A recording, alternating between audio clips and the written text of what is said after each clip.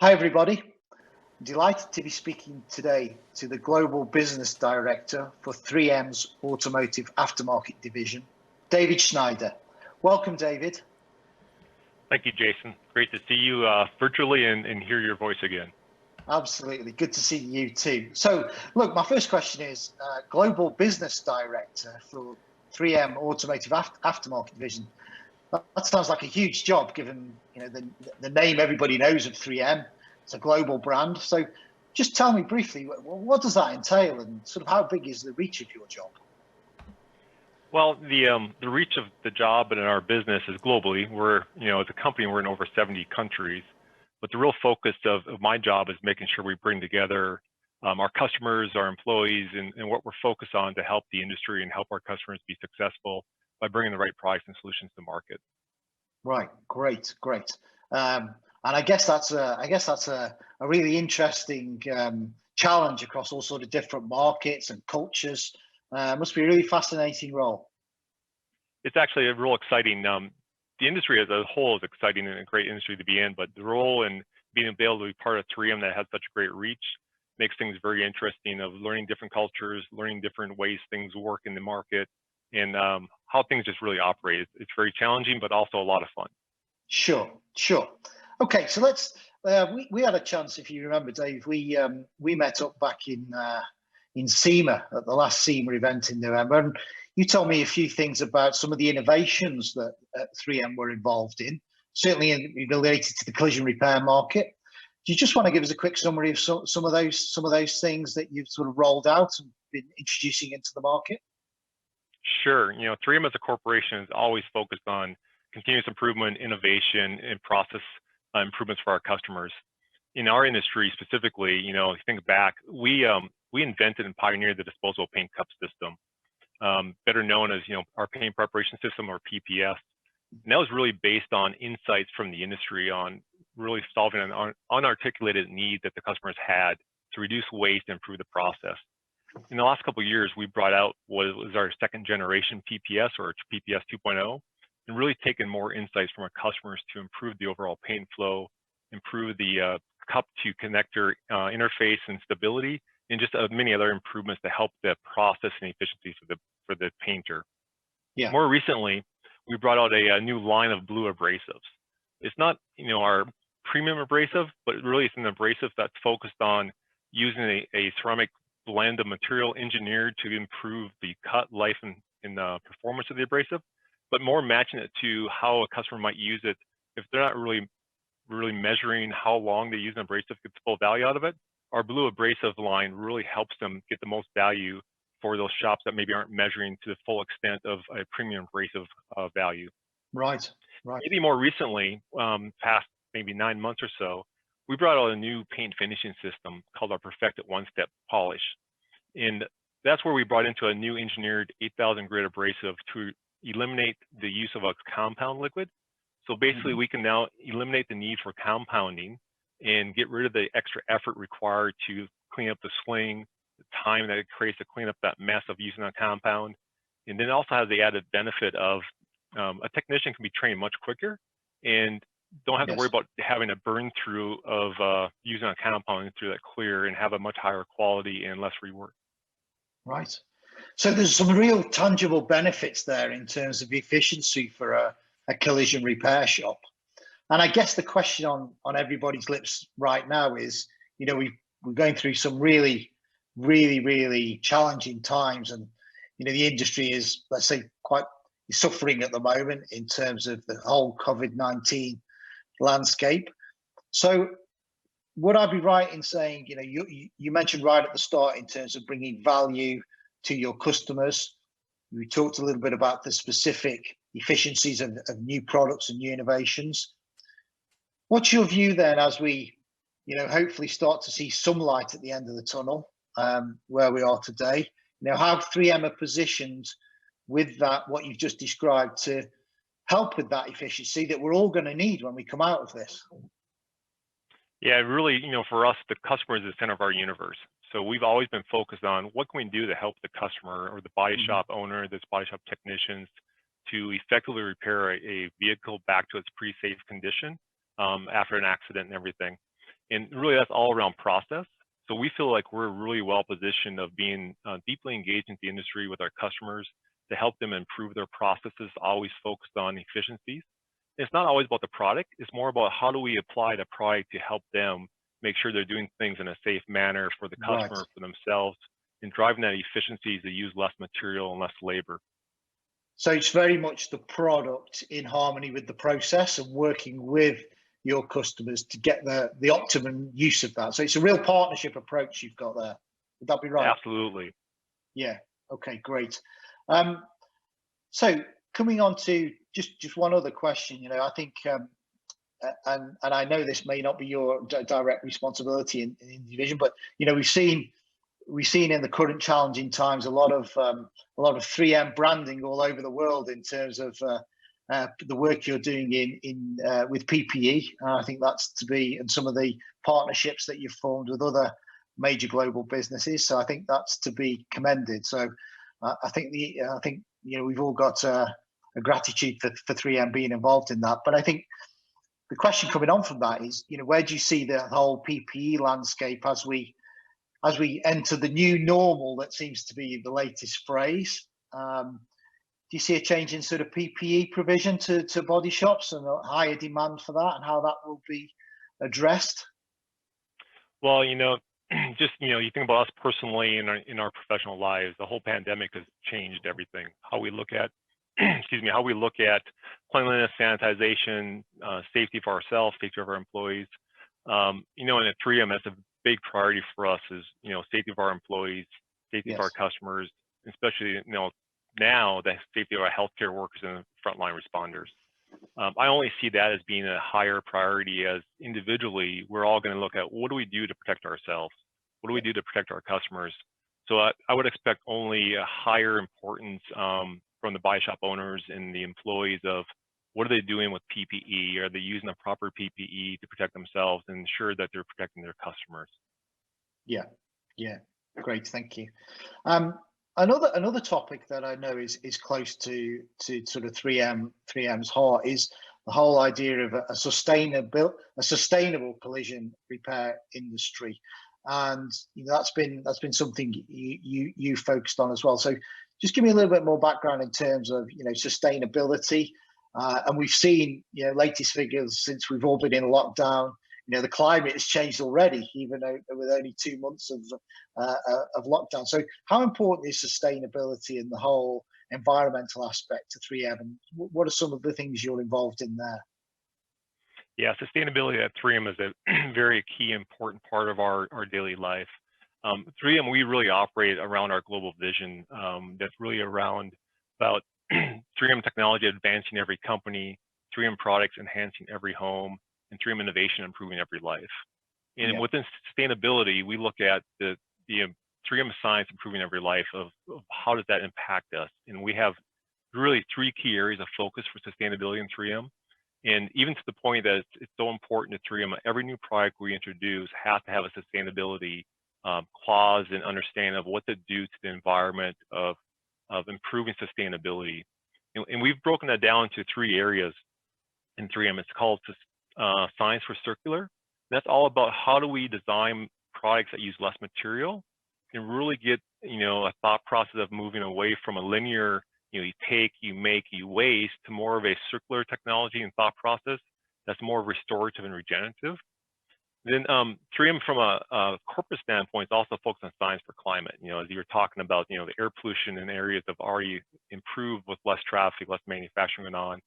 And we're really focused on how do we improve our solutions for global climate control.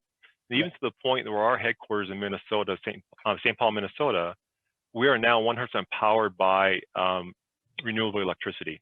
And that's really our first step, trying to get our entire global operations around renewable sources of power. Fantastic. So really, really interesting fact. Thanks. So let's bring things along now to the relationship with IBIS. We've worked for a number of years together, and 3M certainly has been a huge supporter of IBIS over the last 10 years and longer. We've recently we've recently, as you know, together got a global agreement between us where we're working in partnership around the world in the different collision repair markets, raising knowledge, interacting, networking, bringing that thought leadership to the different areas of the world. So one of the areas that we've particularly focused on is skills and young talent. And I know that's right at the heart of 3M's investment in that area. You've worked with us closely on that. If we think back to Italy in the summer last year, we were lucky to have your colleague Dave Gunderson on a panel discussing young skills and investment in that. So just tell me a little bit about why IBIS is important for you and why you work with us in terms of bringing that extra bit, giving that extra bit back to the industry in terms of thought leadership, invested in young talent, talking about these topics that make the industry more secure going forward and more sustainable as a whole. Yeah, a couple of questions there to answer is, first maybe starting about our relationship with IBIS. At the end of the day, our industry is really a hands-on, people-based business. And, even though right now we're having to do most things virtually, getting together with the right thought leaders in the industry, IBIS has done a great job over the years, really enabling, allowing the right partners to get together, the right customers, whether it be OEMs, body shop owners, fleet, insurance, just helping get the right partners together in the industry to really share best practices, learn from each other, but also tackle those tough questions on how do we improve the industry. And part of one of those tough questions that you just talked about is, engagement with WorldSkills is really all about how do we help the technicians improve themselves? How do we attract people to the industry? And, you asked me about sustainability earlier. One thing I didn't mention was 3M is also focused on what we call science for community. And that's really about taking the 3M passion and their expertise in volunteering to help organizations out or supporting organizations like WorldSkills to really advance the trades, the technical skills of workers to bring them into the more technical jobs into the industry. And if you think about where we are in the collision industry, even pre-COVID, there was a shortage of technicians. There was a huge demand for training. And I think that's only going to get worse post the pandemic.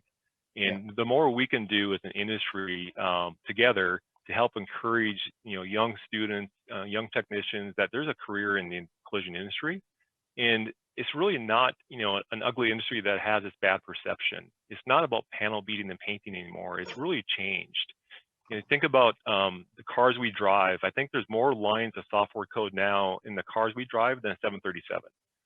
So a technician that comes in the industry, they don't need to think about a dirty industry. It's an exciting, changing, evolving industry that requires a lot of knowledge and a lot of continuous learning. And we're really passionate about training overall as we train with our customers, but that also goes right into how we help the young technicians come into the market and learn and really have that career. Yeah.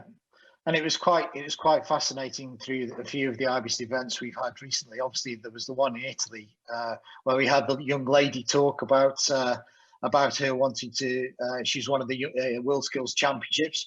She's setting up her own body shop, and I know 3M are assisting her in that venture. So again, that's a great example of where IBIS is connecting the dots and connecting the industry together through an independent, very open networking platform. And also, as you know, we had the young gentleman from the Skills USA champion on the IBIS USA simulcast back in April. And again, to your point, David, talking about the complexity of the vehicles, this isn't any longer just a dirty panel beating business. We're working with a very complex asset here, and the more we can get that message across between IBIS and supported very much and very gratefully by 3M, I think that's a fantastic job that we do, and we have to continue with that. Okay, so I've got one final question for you, David. What's your view now of what will the world be like? What will the collision repair industry world be like as we exit sort of COVID-19? We've discussed some of the points, and we know there are some really strong business policies and practices and visions that we have around sustainability that are still relevant and still continue. But there will be some things that will change. This thing will have changed us probably forever in some way, shape, or form. Just what's your view, potentially, what sort of changes that might be, and where do you think, as one of the industry thought leaders, where do you think we will land after all this starts to get back to the new normal? Yeah, it's a great question, Jason. Maybe the first thing that maybe concerns me when the changes are going to be, which we don't really know yet, but how many people are going to leave the industry? Either because they've been furloughed or laid off. So what knowledge are we going to lose? What skills are we going to lose? And how do we really address that as the industry to bring that back in? So right in line with WorldSkills and what we're doing together and with other companies to help bring people back into the industry is going to be really important. That's a lot of lost knowledge that we could be losing. We just don't know the offset of that yet. But relative to other changes, there's a lot of things happening, and the question is, you think about the concern people have on cleanliness, sanitization, disinfection of work areas, work surfaces, vehicles. Even to the point where insurance companies are now paying or reimbursing the body shops up to a labor hour and $25 material just to have a car sanitized before they give it back to the customer. I think the big question around that is, will that be a lasting change? A year from now, will insurance companies still be paying for that? Whether they do or not, I think the opportunity is for the body shop owners to be a little more creative and use that to an advantage for them to set themselves apart about how they change their customer interaction and how do they make that customer feel even more safe and secure about how their car is being repaired, but how is it coming back to them to ensure that it's clean and sanitized. Sure. I think the other probably long-lasting change that's now been accelerated, has been coming for a while, that's been accelerated, is just the use of photo estimating and virtual estimating. That's being used in many places. It's been doubling and tripling over the the last several weeks of how that is being done, and I think that's going to be here to stay. Now, maybe it will be modified a little bit of getting some more people interaction as we get back to normal, but the use of technology to help quicken the pace of getting the estimate done, quicken the pace of how you investigate the estimate, whether it be with photos or online tools. I think that's going to be only more prevalent in the industry as we go forward. Yeah, it's a great point. So listen, David, that's some amazing information there. Thanks so much for talking to me today and sharing those thoughts. It's great to hear from 3M's point of view related to the automotive aftermarket, your views on where things are going, what you're doing in terms of working with your customers and partners and putting them right at the heart of your journey. And also, it's great to know that we're working as IBIS, we're working with such a supportive and strong thought leader as 3M in the market. So thanks so much for speaking to me today, and have a great day and stay safe. Thank you, David. Thank you, Jason. Always a pleasure, and hope to see you in November. Absolutely.